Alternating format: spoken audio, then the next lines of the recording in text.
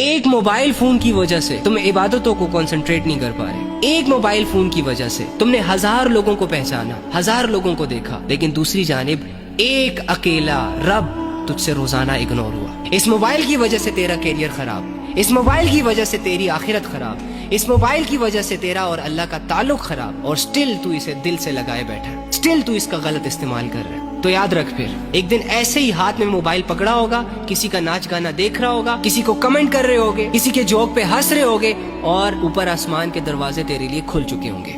وہاں سے دیکھے گا تو اپنی آنکھوں سے کہ فرشتے تجھے لے جانے آ رہے ہیں. اللہ کے بندو, پیار سے باتیں تم لوگوں کو سمجھ ہی نہیں آ رہی, زندگیاں برباد ہو رہی ہے تم لوگوں کی, اور سٹل ہنس رہے ہو. سارا دن گزر جاتا ہے, قرآن نہیں اٹھاتے ہم, سارا دن گزر جاتا ہے, ایک وقت کی نماز پراپر طریقے سے نہیں پڑھ پاتے ہم, سارا دن گزر جاتا ہے, یہ سوچ نہیں سوچتے کہ یار میں اپنی آخرت کے لیے کیا کروں, میں اپنے دین کی نفاذ کے لیے کیا کروں. اور ان بے غیرتوں کو دیکھتے ہوئے اپنی زندگیاں گزار رہے ہو, جنہیں نہ اپنی عزت کی پرواہ ہے نہ تم لوگوں کی عزت کی پرواہ ہے. ان نکموں کو دیکھتے رہتے ہو سارا دن, کہ جن کو نہ اپنے وقت کی قدر ہے اور نہ آپ کے وقت کی قدر ہے. ان بے حیا لوگوں کو دیکھتے رہتے ہو ساری عمر, کہ جن کا حلال حرام جائز ناجائز سے کوئی تعلق ہی نہیں ہے. برباد لوگوں کو کامیاب سمجھ کر ان کے پیچھے چل رہے ہو.